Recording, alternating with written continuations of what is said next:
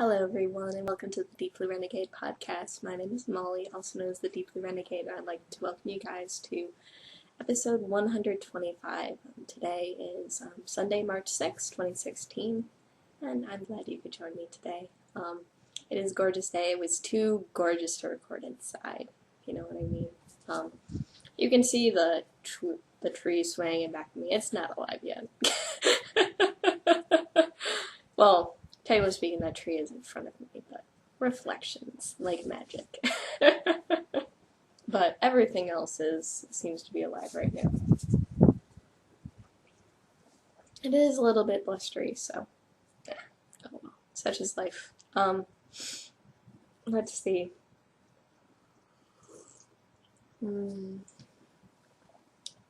Definitely haven't had nearly enough coffee today. I will rejigger things a moment. Okay, so this is what I finished this week. So last week I had started my sleeve. Got a sleeve. I have another sleeve to go, but that shouldn't be a big deal, and it's not yet on the needles, so I've been debating whether I want to actually have it be the stockinette side out for this, because the yarn's blended really well, or whether I wanted to do something different. And one thing I haven't had a chance to do yet today was the little moment of truth, which comes when seaming sweaters. So we got an armhole,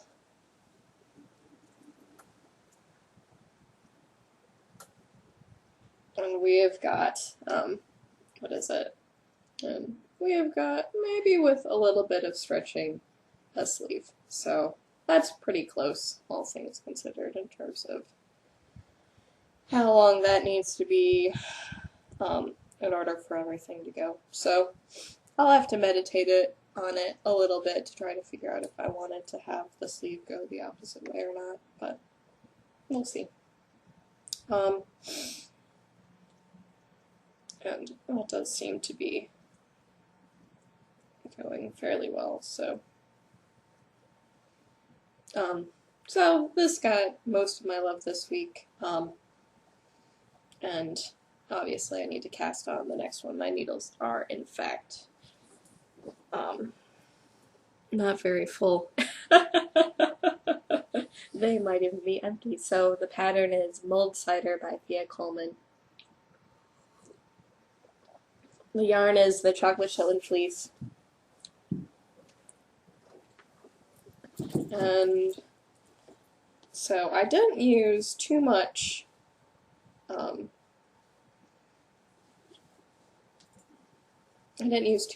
these balls. There's probably more than half of both of these, and I believe I ended up using 2 full balls in the sleeve, which means that I still have 1 left for the collar. And if all else fails, I do have more Chocolate Shetland Fleece, but it will be a pain to clean. And well, empty needles. So I think things are looking good. In terms of yarn usage and all that other fun stuff. Obviously, since I'm sitting out on this beautiful sunny day, the odds are looking bad for this winter. Oh, so, what is it? So, the sweater won't be for this winter.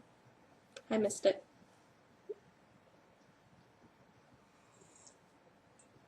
Little did I know that knitting that shawl would end up sending me so far back. But such is life. Now, you see this wee little bit of sock. This is all the sock I have right now.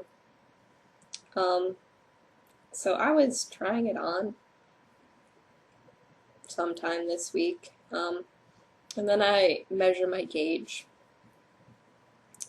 and then I realized that I had way more negative ease than I could tolerate on this sock.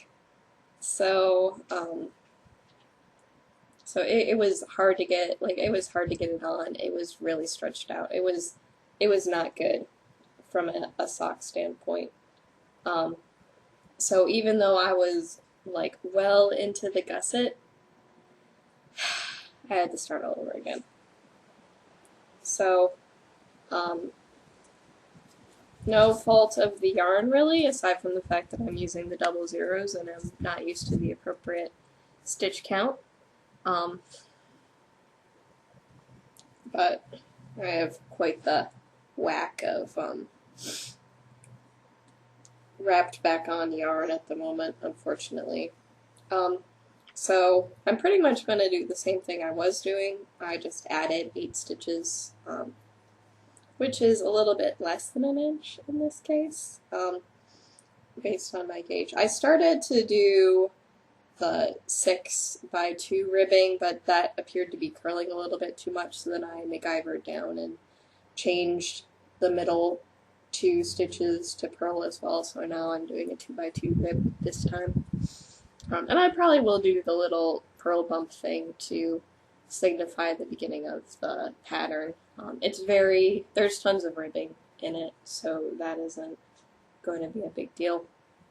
And hopefully this time it finally goes. I'm definitely getting the same pooling I was getting previously with the 80 stitch sock, and I can't believe that I had to do that at least twice.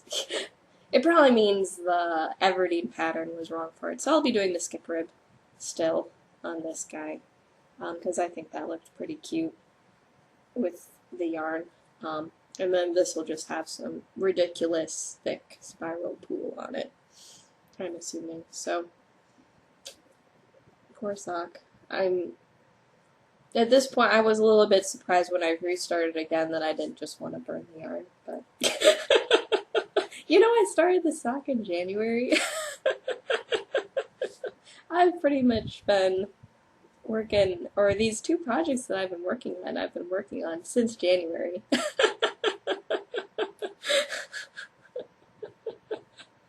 Maybe the sweater's a little bit before January, but only a little bit.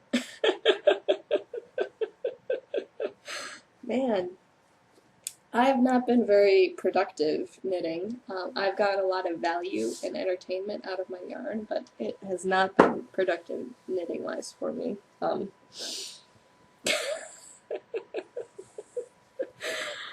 Oh, silly. Well, what was it? I was watching Karen Around the Twist, and she was all frustrated about working on the same project since January, and like I thought about it a little bit. I'm like, just like that. I just had, like, can't be angry at myself, but, or what is it? If you're not laughing, you're crying. So, I've finished things like yarn and a shawl, but yeah.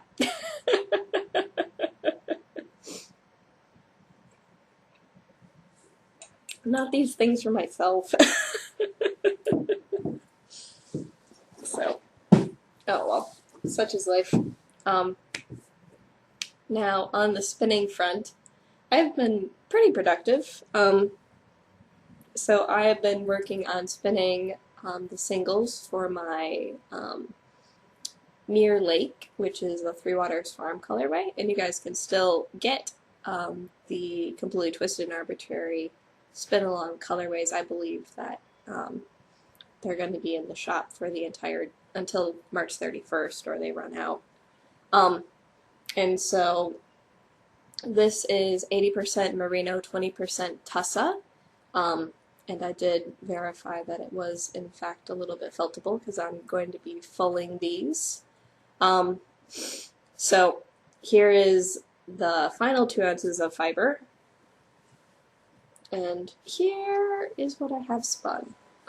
So this blue section right here is probably the biggest section of color in the entire thing. And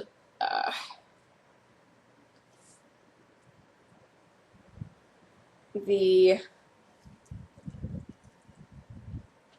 singles themselves are turning out extremely fluffy and soft. So I'm spinning this on my normal flyer, but on the biggest whirl, so, or biggest ratio of my normal flyer, in order to basically force myself to not add too much twist to the singles, because the key is to not twist it too much, because, or put only enough twist to have it stay together and no more, because otherwise it'll do wackadoodle things.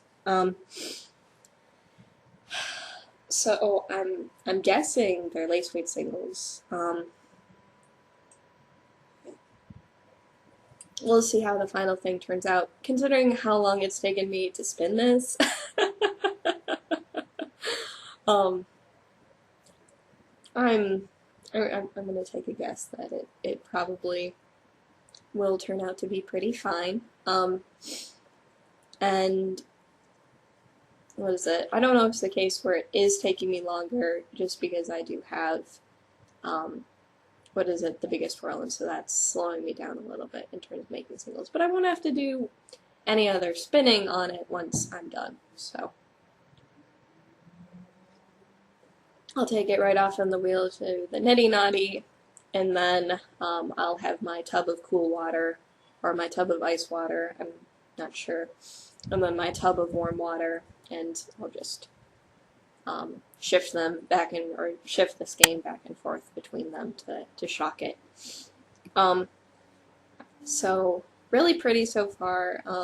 Sort of, or what is it? Definitely has that cool rainbow effect going with it. I'm thinking I want to knit something like a citron with it, because that pattern was originally knit with lace weight singles as well, and actually alternate what would it be. So what I would do is whenever I came across a new color in the singles, then do the little ruching part, and then have another color, and then do the ruching part. The idea sounds good right now. maybe I'll change my mind, but I definitely want to do what is it? Like I'd want to do a shawl with this yarn, if anything at all. So that is the plan at the moment. And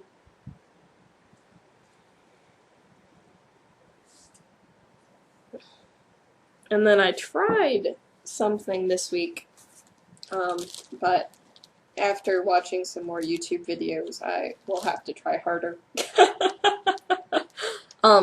So I ended up trying to start a new spinning project, and actually I should probably use a different So I pulled out my Jenkins, and obviously there's no fiber on it.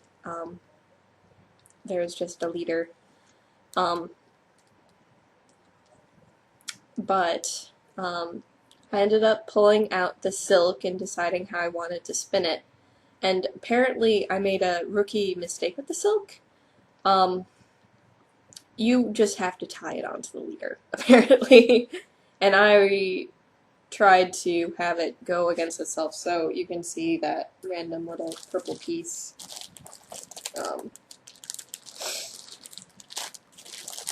So I am spinning the Friends and Fiber Silk Hankies, because I'm in the Use It or Lose It club, and I don't want to lose this. It was like, there's a certain amount of priority in spinning. But this is what I had created. And I think what I need to do with it, it's turning out fine and delightful. I didn't have my hands far enough apart to properly draft it, and I just needed to tie it onto the leader. So, basically, I cannot draft as I normally would with spinning it. I have to pull it, I have to draft, like pull out the hanky, draft, and then put the twist in with the spindle.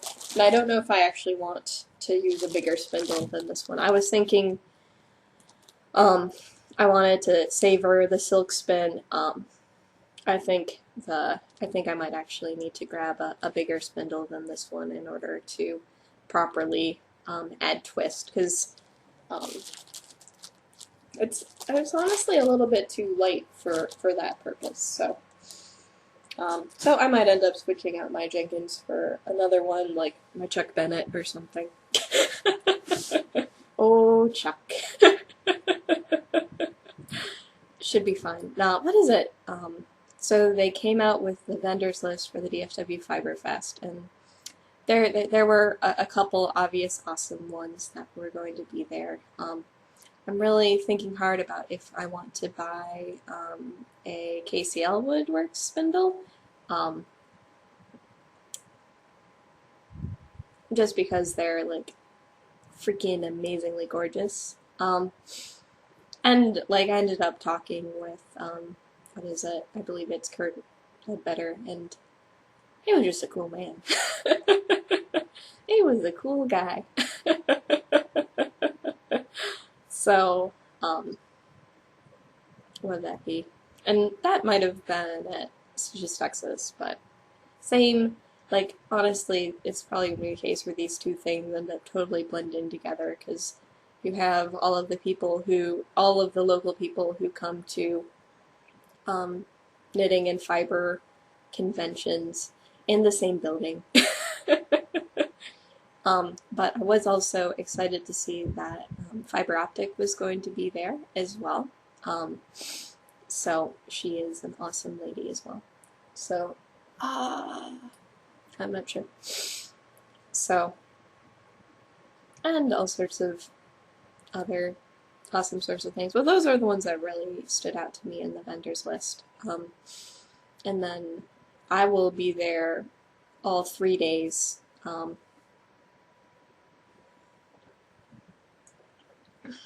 Because it is a tremendous amount of fun. It's like my birthday present to myself. And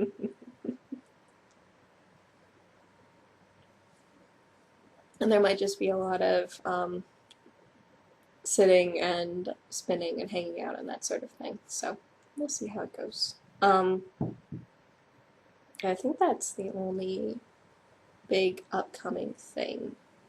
I'm obviously tremendously excited about it because next month.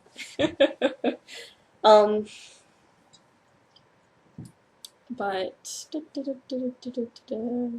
probably no stash positions before then.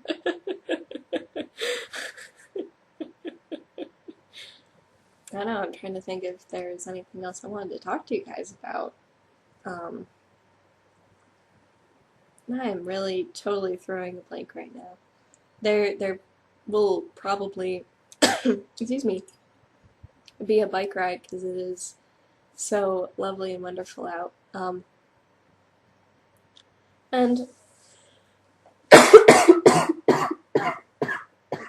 excuse me, I might be getting a cold, which is a really big bummer as well. Because it is too gorgeous for me to have a cold, like, yeah. Don't you hate that? I've been plotting out my vacation for the year and trying to figure out when I'll be taking off. I think that the best course of action is to actually have like a full 5 days in a row. So that sort of limits how many things I can do, unfortunately, as opposed to like taking like 1 or 3 or something like that. Like, I just don't think it adds up to a nice restful excursion. So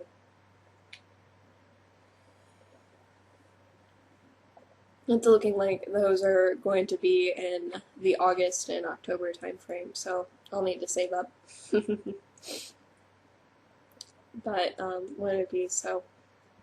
I still haven't heard any word back on SSK, so I am on the wait list. And based on my vacation situation, I'm not sure whether or not I can get away with going this year or not if I do get called up. So, not sure. But hopefully I can go. but if I can, it's not going to be the end of the world. So, with that, guess this is going to be a shorty, but such is life. I should be able to record next week, which will be the 13th, and I look forward to talking to you guys then. So, take care, guys. Bye-bye.